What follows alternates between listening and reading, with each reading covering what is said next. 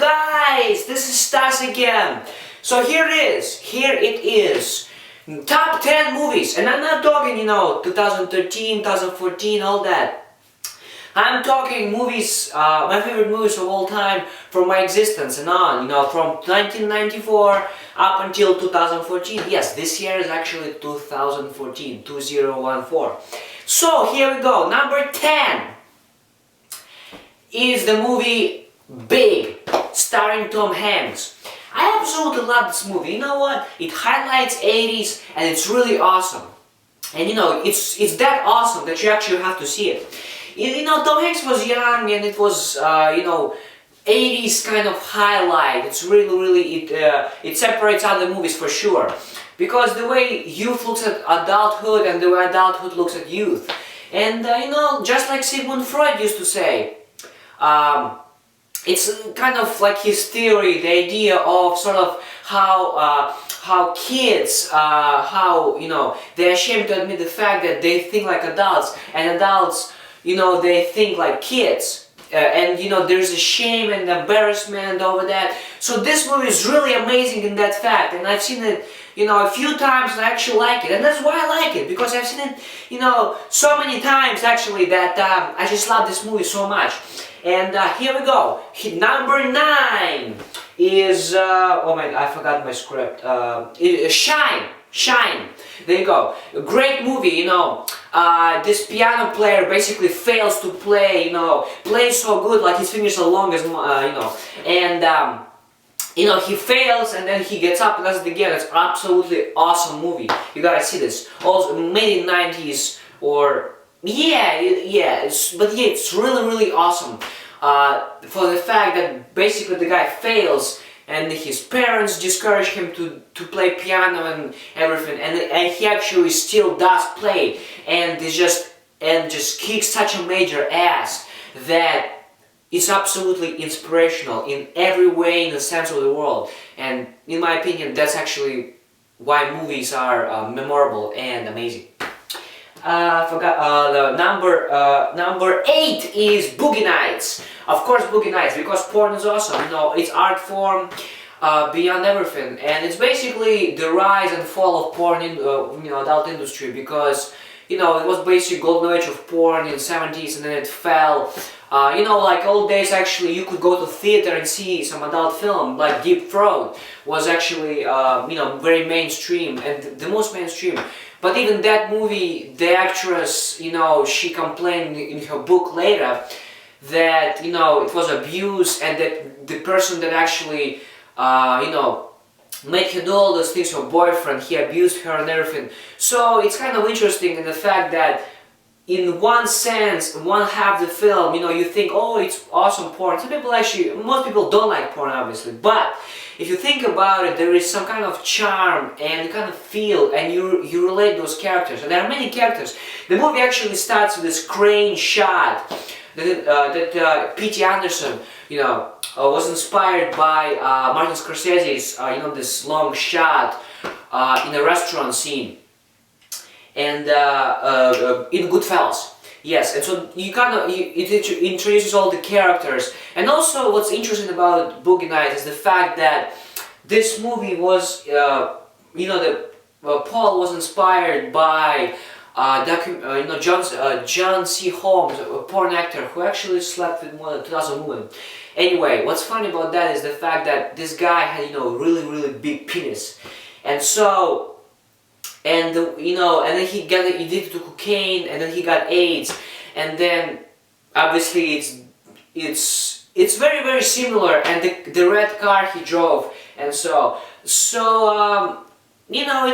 sexual adventure. At the same time, it's interesting to see that kind of era, and that's actually why I like that movie. Also, is the fact that it's very cinematic. But why would you do porn in life, obviously? But you might as well cinematically think that love is something, because those days it was different time, now it's different. And then, so in that sense, it's absolutely very timeless feeling of the film, and if you watch it a few times, it's actually, I believe, you can watch it a few times and kind of still like it, so in that sense. Number 7 is my all-time favorite director's film, Jim Jarmusch's Stranger in Paradise. Absolutely great film, shot in black and white, won Cinema d'Or at Cannes Film Festival in the 70s. It's nothing like you ever seen before in the fact that actually there is no really editing except fade of sound, fade in and out. There is no such thing as cut. It's basically, there's no cutting in the scene at all. There's just one take that goes on and on and on until the next one, then cut to black, then the next thing happens. And black and white actually in that film is the fact that they didn't really have money to make this film.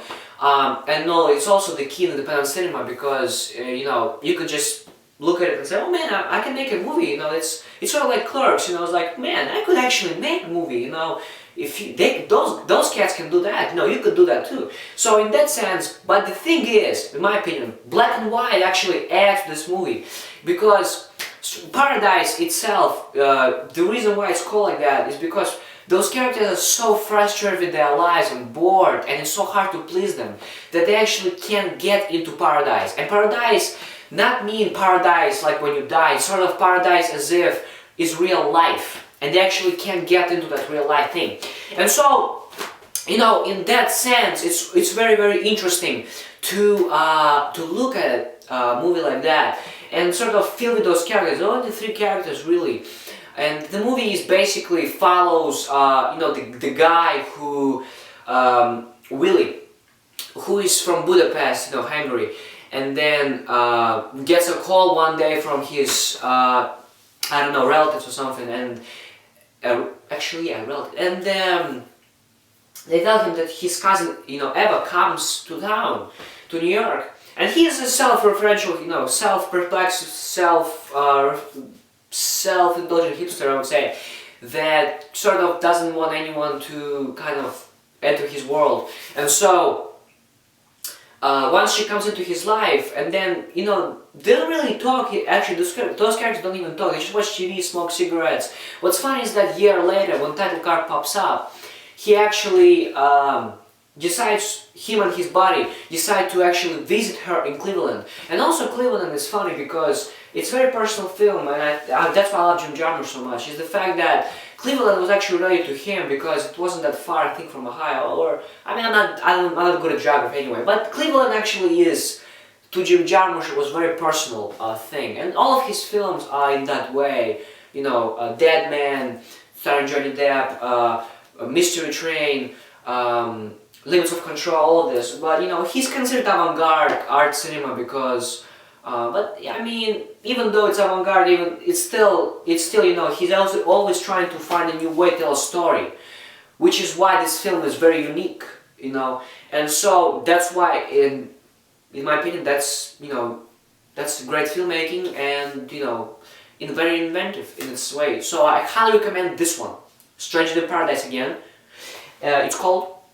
And Pulp Fiction is number 6, obviously, Pulp Fiction. Who hasn't seen Pulp Fiction? Well, if you actually haven't seen Pulp Fiction, these days they have the internet, you know, it's called internet actually. INTERNET, you know, Netflix also this thing. You know, you can go Netflix, it's on actually HD, you can watch it stream in HD, and also you can rent it out, you can even watch it online, whatever. I don't know.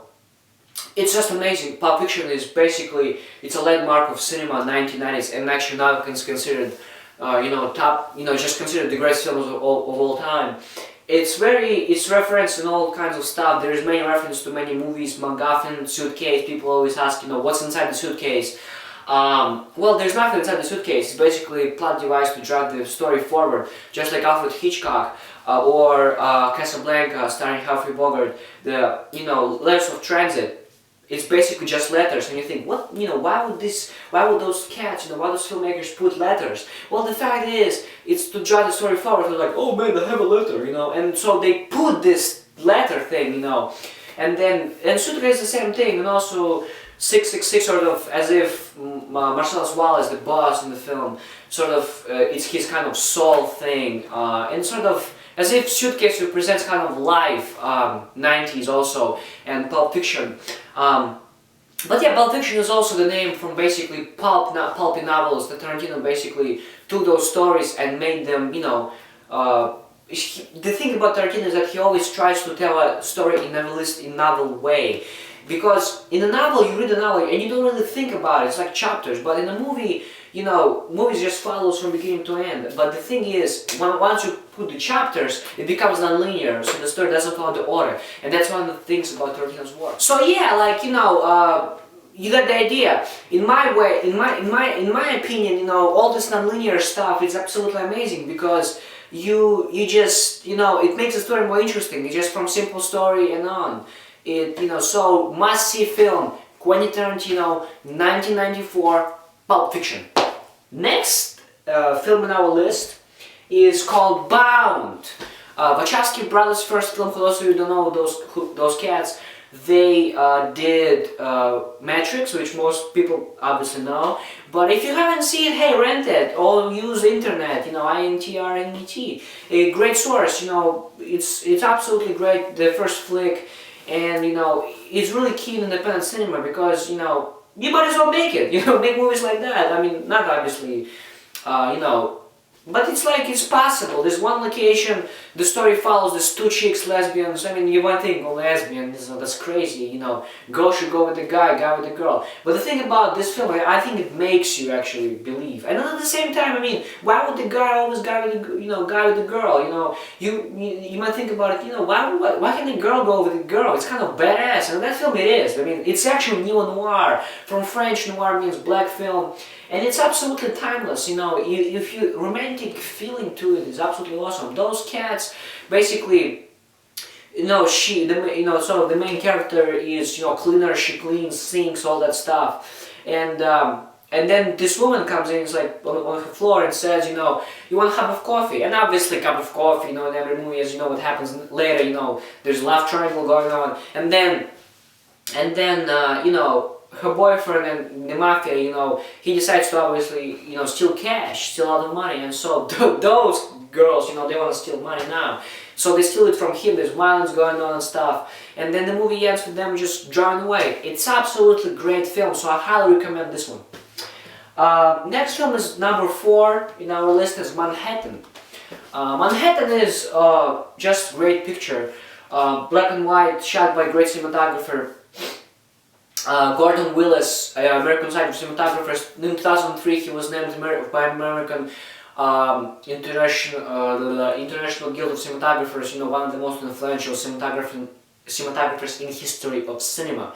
And he was known as Prince of Darkness. I mean, if you think about it, anybody can shoot these days. I mean, I can't tell you how many films I've seen. It's just, it's like the same cinematography over and over again. And the idea of great story and to be able to tell the story these days is, you think about it, I want to tell actually something inventive. I want to create a new kind of way of telling the story. I want to create my kind of style.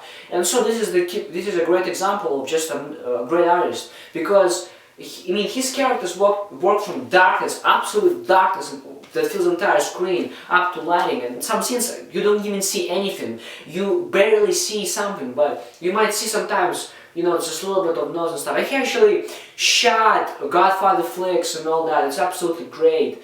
Such a impact. Because cinematography, I mean, anybody can light. It's not hard at all. But to be able to do, make something like this and actually don't use light but use lamps to light the scene. It's absolutely influential and just great, really great. And also the film itself, obviously. I'm not really technical about it. I just like to notice this thing because I'm filmmaking stuff. So, the film itself is just a very, very cute love story. And actually, what's his name? Woody Allen did not want to make this film. He made this and then said this United Artists, the studio that the film was distributed by. He said, I don't want to make this film. I don't really like it, but I'll make next film for nothing. But what's funny is that they said, what are you talking? It's a nice film. We'll distribute it, and they distributed. Actually, box office broke, and it was absolutely awesome. And it made a large impact. It was actually selected for one of the great historically significant films, and You can't blame anything. Absolutely great film, great life story, very timeless feeling, awesome cinematography, just great. Nice performances, very charming, touching, real life. Number 3 is Wrestler. Sharon, was nice also film, but actually it's funny because it was made 2008, 2009. Was shot on Super 16mm, which is, Yeah, so 16mm, great camera. I mean, it was obviously just a great format. The Wrestler is just amazing picture because Mickey Rourke was awesome and everything, that's one of the reasons why I think cinema is really great because, in that sense is that the movie is absolutely memorable because he was 15 years in hiatus, he wasn't acting, and then boom, this movie comes up and they said you're gonna do this for nothing, but he did it and he was nominated for Oscar and he won Golden Globe, and it's really nice. I mean, and I feel like, wow, there's such a performance, and in a sense you think, man, this is crazy. I mean, how this cat can do this, but it's possible. It's funny because this role is exactly him. It's like his reflection, and so you really see the stuff. Okay, here we come. Number 2 is my favorite movie of all time. Obviously, this was number 2. What happened? It's a funny story, but yes, it's called Into the Night. It's a great film starring Michelle Pfeiffer. I mean, and this chick was so hot in this film. I mean, she's now obviously older, but either way, she's still hot. But in those days, man, forget it. This was super hot. Absolutely crazy, great film. It's a funny story behind because I can't really sleep at night sometimes, so I wake up like 3 o'clock and all I do is watch a movie or something. And so what's funny is that I was in Russia on vacation and I turn on TV at like 2 o'clock in the morning and boom, this movie, Universal logo comes up, and what this, dolly shot, like, it's sort of like you flying into the night, and I was like, wow, this is crazy and this is awesome. And so, anyway, it's just unbelievably, it's fascinating how this picture is because you really feel LA, and that's the only movie, by the way, that I actually feel Los Angeles. I can't really tell any, and that's the kind of movies I would really want to make, or one of those, because it's shot entirely at night. This guy can't sleep, and his wife is cheering on him, and then boom, this woman comes up that is absolutely, unbelievable, and this woman, tells him that.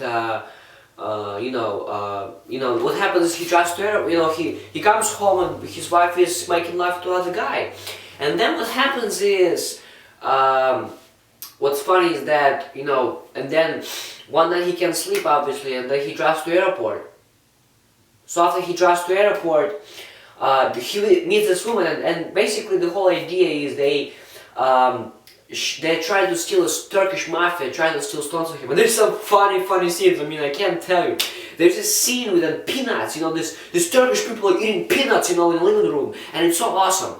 And you know what, it's just so awesome that you really have to see this film. It's so awesome. But like any movie, you probably might not like it and stuff. But I mean, that's why it's number 2 on my list. Because this movie is absolutely, I mean, you feel Los Angeles, you're into characters, chick is hot, the guy is hot too. Those people, just hotness, just extreme hotness. Okay, here we come. Number 1 is Once Upon a Time in America. Directed by Sergio Leone, my favorite Italian director, because of close-ups. I really like close-ups, and it was actually his last film. It was 4.5 hours. It was 3.5 hours long, just like Lawrence of Arabia, and just unbelievably, just a great film. What's funny is that that film, stays in my mind for a long time, and it basically follows childhood mob. And and the empire, and how this friend betrays other friend, and then he's trying to actually show the gun. He shows his friend a gun. Robert De Niro character, James Woods, shows his gun and said, "Man, you gotta kill me," and he doesn't want to. And the movie is very timeless because it's really about life, and it's what a way to end a career. The thing is, Sergio Leone had a heart attack also. You know, I think the reason also because America chopped it up. You know, it's supposed to be about 3.5 hours. Uncut version is considered to be a masterpiece. You know, Prohibition era and mafia and crime movies. He was actually considered for Godfather director, but he rejected it to actually direct this movie, and I actually prefer this better than Godfather either, too. I mean, Godfather is, yes, great movie, but you know, if you look at this one, you might think, man, you actually feel so much more. There's so much depth, in my opinion. But you know, movies are movies, and you know, every movie is great. Godfather is obviously, you know, also a great flick, and this one too. But yes, Once Upon a Time in America for me personally, childhood, betrayal, love, you know, all this stuff. You know, this woman he loved, and she wanted to go to Hollywood to pursue career, and you know, he made love with her in the car, and in all this, you know, all this stuff is very interesting because that's what life is about. It's kind of cool. And it's very timeless, you know, it's the kind of movies mom wants to make. And I mean, I watched some scenes from this movie to incorporate into my flicks because yeah, I'm really inspired by anything. This movie is great because it tells you entire life. And you might think 3.5 hours, you know, it's a long time. But man, you know, you won't. At this, you know, CinemaScope, you know, shot it was CinemaScope, you know, ratio and all that, and gives you kind of epic feeling, and I really dig it. I really like it. So this was my top 10 list. This was Stas. Please subscribe, and see you guys later.